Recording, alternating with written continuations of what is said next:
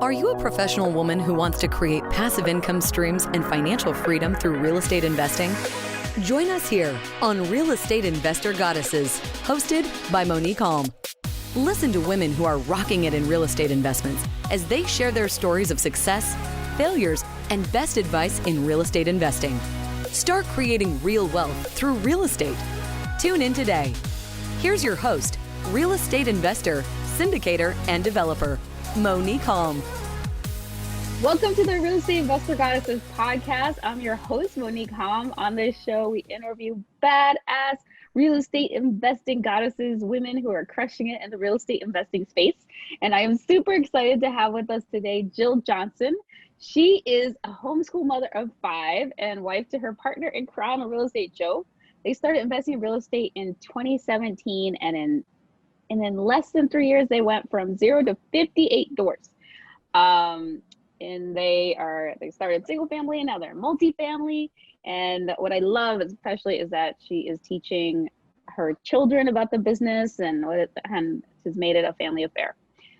She is an accountability coach, passionate about helping women reach their full potential. So this is a soul sister of mine for sure, and helping women, which I love. And she has an awesome blog called Life's Never Dull, where she writes about real estate, accountability, lifestyle, and travel. With her family, she travels in their Sprinter van and camper as much as possible. And they've just really created an amazing lifestyle through real estate. So I'm super excited to have her. Welcome, Jill. Thank you so much for having me. I'm super excited. I'm excited too. And we chatted the other day, and you have a great story, which is really inspiring to anybody who thinks, like I was saying, I think your story will inspire a lot of people. So tell us how you got started in real estate investing.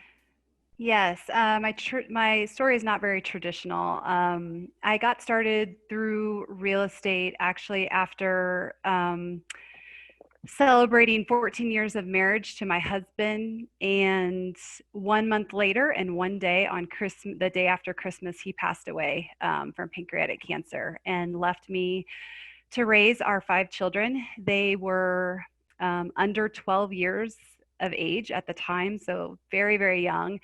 And for the last 12 years, I was their mom. I was running household, I was supporting him, but he was actually going out and being the breadwinner. And thankfully we were in a great spot financially, but just trying to pick up the pieces and see what our life was going to look like without him. I quickly realized that I needed to find something to do, but we had always homeschooled and I didn't want to stop that. And I didn't want to go work a traditional job because you're grieving, your children are grieving. It's the last thing that you want to do is to throw them in school where they've never been. They've been homeschooled. And so I just kind of started searching, and ironically, my first real taste in real estate came in the form of a hard money loan that I lent to a family member.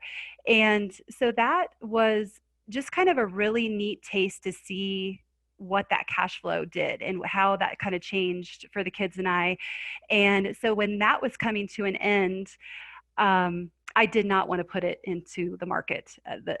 I don't know everything about the stock market and things like that. And so it just scared me to do that. And I had always had an interest in real estate. And to kind of make my long story a little bit shorter, through all of this, I met someone new, my now husband, Joe, and he was in the construction world. And for me, one of the biggest fears was getting a home or getting a rental property and not knowing what to do with it, not knowing how to fix it. And so he gave me kind of the confidence to move forward. So took that money and actually bought, it's a home with an apartment in the back, but it's actually 2 units. Started there. So then March of 17, Joe and I formed our own partnership. And I think it was by April, we had 5 single family homes. In August, we formed a real partnership and got married. He actually married all 6 of us. So that was just Aw, I love that. amazing. So we did that a little bit backwards, joined our partnership first, and then, got married. I don't necessarily recommend it, but it was, if you're going to do that, make sure you have all the necessary paperwork and things like that. And then by 2019 Christmas, so just last year, we have 28 doors. Amazing. I love that. Yeah. You guys have created quite the dream team. And Yes. so where are you investing, and like what are your investments like? What are your current investments? You said you have 28, Yeah. but Yes. So we have 50. Actually, we now have 57. We just sold one to a renter.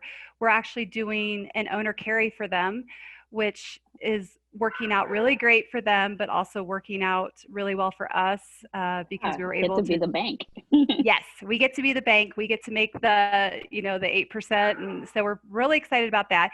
But we have 30 doors in Colorado and we have 27 doors in New Mexico. So that's kind of where our properties are right now. We manage the Colorado ones ourselves. We do have some boots on the ground there, some people we can call on and trust on. And then in New Mexico, we have a property manager that handles everything. All right, awesome. And are you mostly in Albuquerque, or? We are, yes. In New Mexico, Okay. we're in Albuquerque, and in Colorado, we're kind of central Colorado in the mountains is where we're located. Okay. Yeah. Beautiful.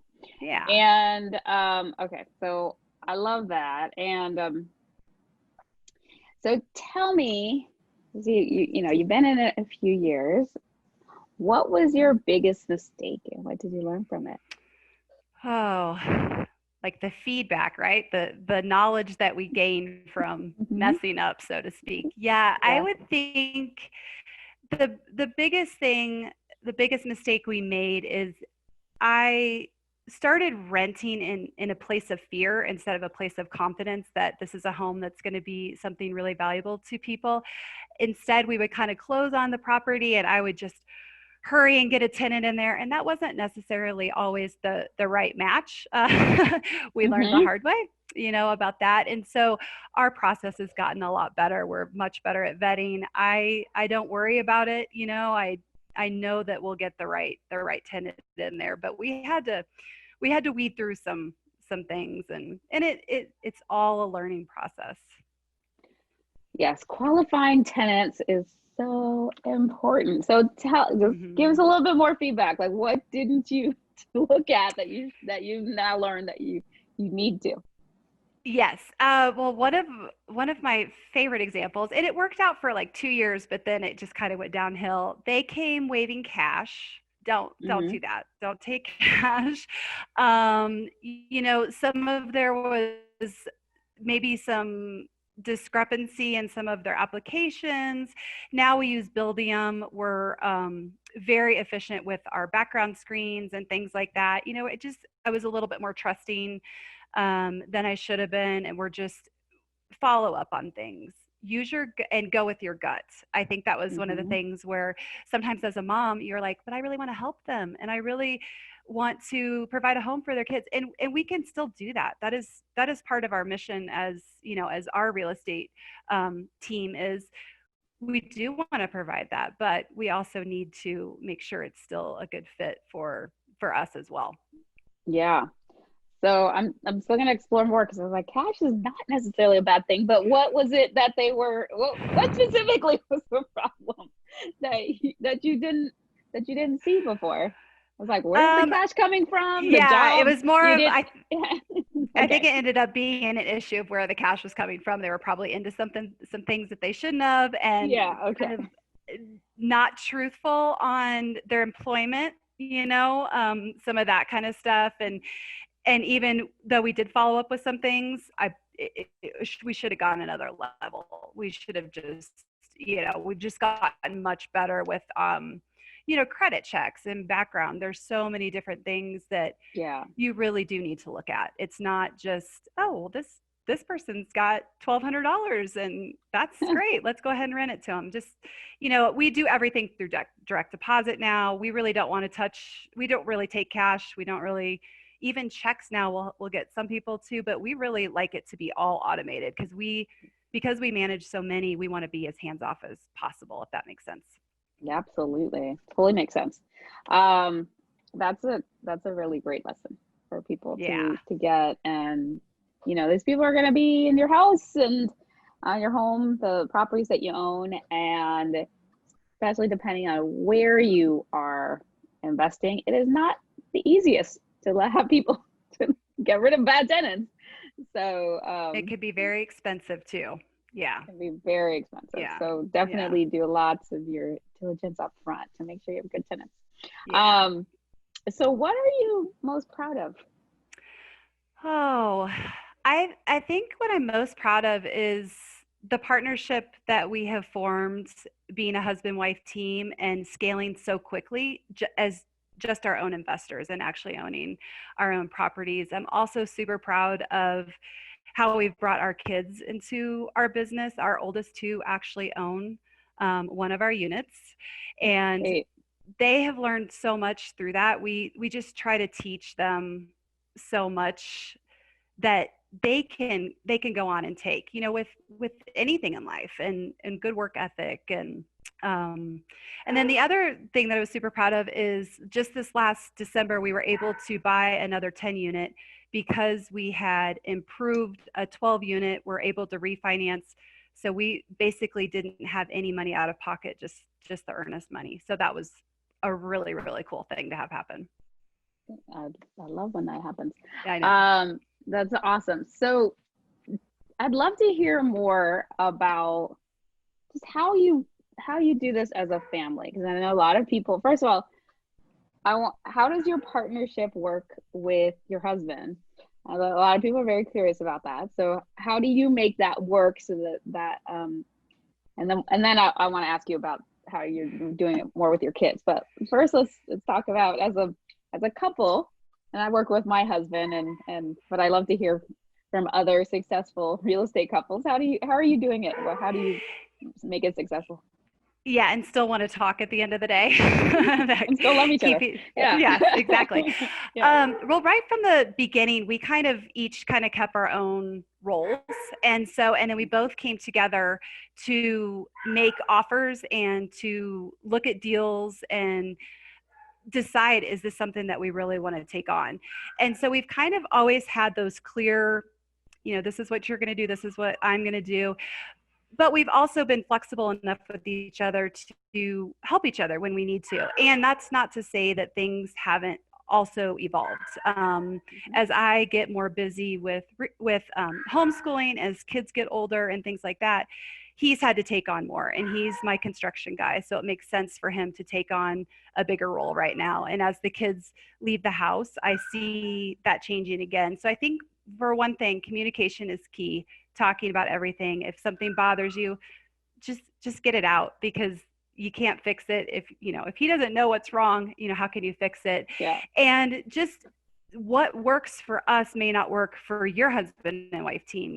Just figuring out your strong suits and what you truly want to do. And sometimes things that I don't want to do, he loves doing it, and things that he doesn't really want to do, I love doing it. So it kind of works out. Not to say there's not growing pains and things like that, but we really truly love the business. We'll go on vacation and choose to talk about real estate just because it's something that we love. Yeah. Oh, let's look at this deal. We're very passionate about it. That's great. And that's what I have found too. When you have clear roles, so this is your job. This is not that we don't work together, but sure. The same with us as a couple, and communicating, and just always keeping each other informed, and letting and airing things when there is a challenge. Mm-hmm. So those are all really great pieces of advice.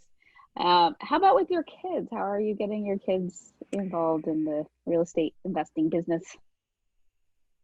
Yeah, so because we homeschool, we're blessed to be able to work it into their curriculum. And so we do basic financing, family budgets, things like that. Cash flow is a term we use all the time.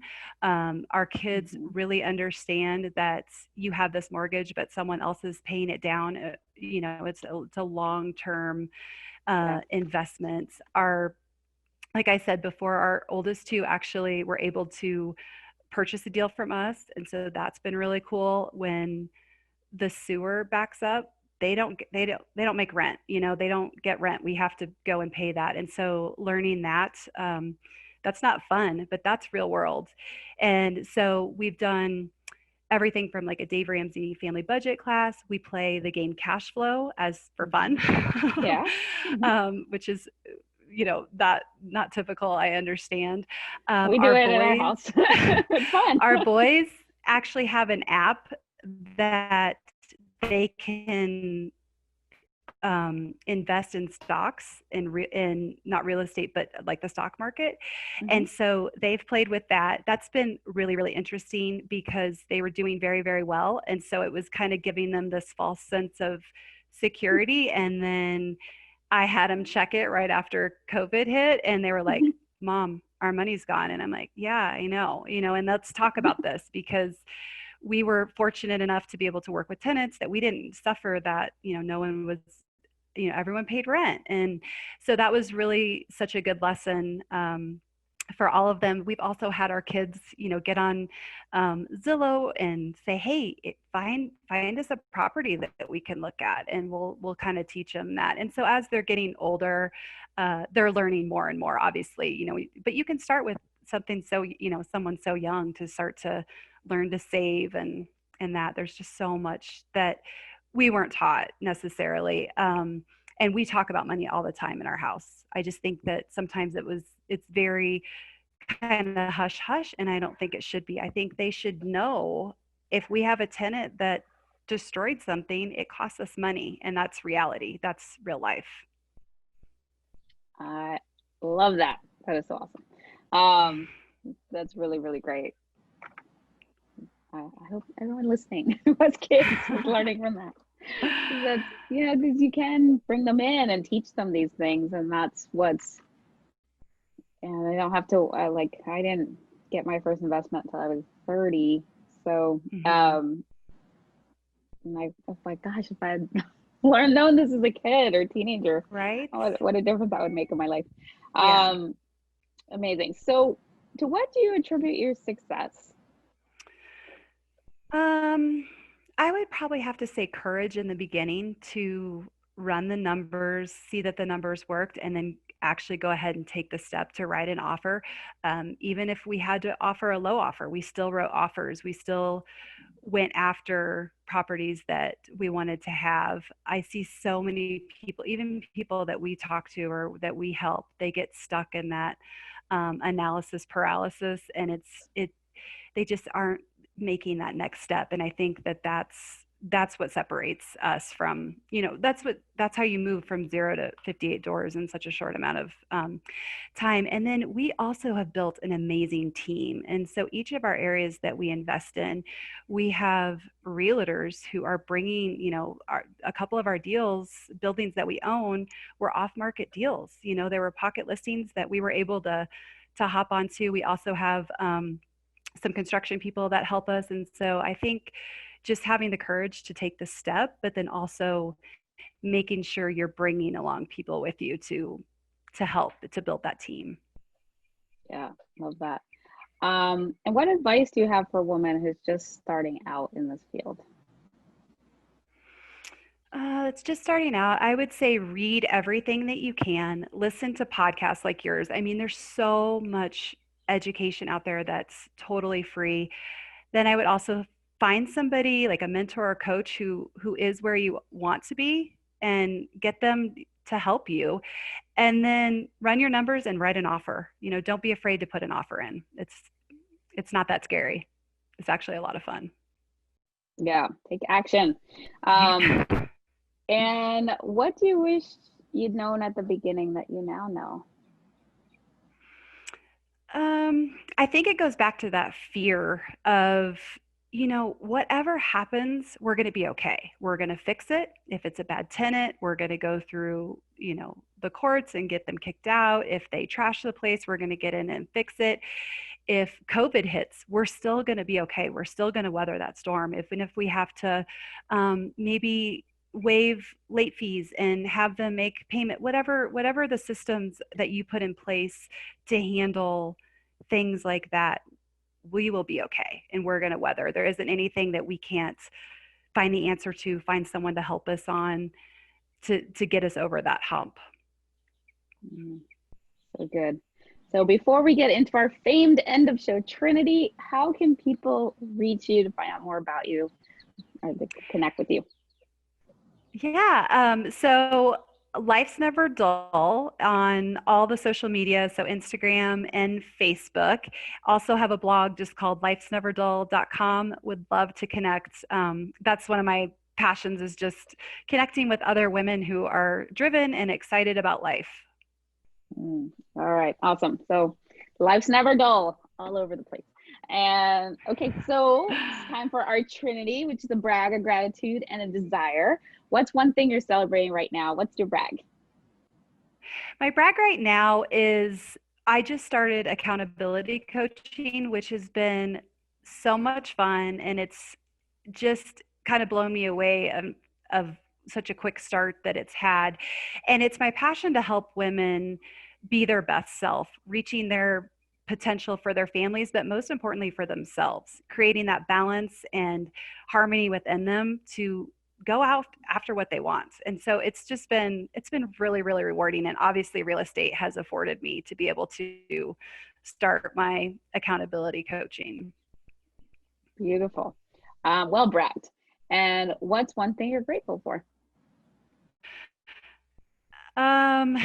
God, he's carried me through so many things and given me this beautiful family with amazing health. And I'm truly grateful for that. Beautiful. And last but not least, what's one thing you desire?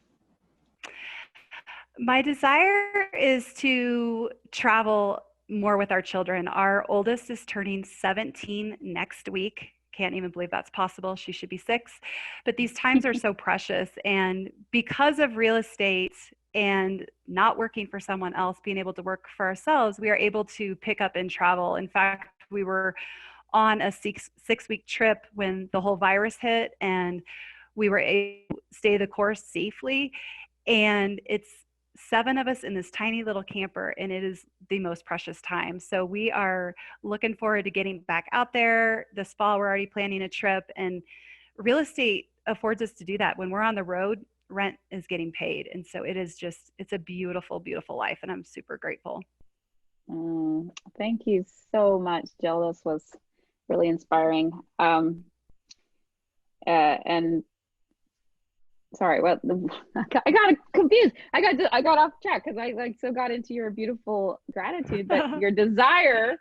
What was your desire? to travel more as much as possible with our kids before they fly out of the nest. I got into it was like that was like a desire that turned into a brag, that turned into gratitude, and I was just like I got so into it. I love it. I was like, wait, where was the desire? The desire is to travel more. Well, so shall your desire be, or so much better than you can imagine. Thank you.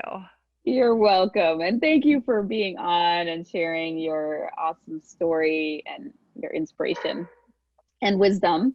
So if you guys want to connect with Jill, you can connect with Jill Johnson at Life's Never Dull on the social or lifesneverdull.com, and connect with me at reigoddesses.com. There you can find out about our, you can get access to our free training on how to get started in real estate investing, even as a busy professional woman.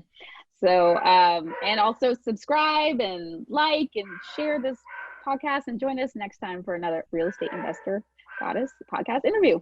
Bye-bye. You have just listened to another episode of Real Estate Investor Goddesses, a show dedicated to sharing stories of women creating real wealth through real estate. If you found value on what you just heard, feel free to share with your friends. Visit us at reigoddesses.com to learn more about our programs and live events, as well as to access other resources. Until next time.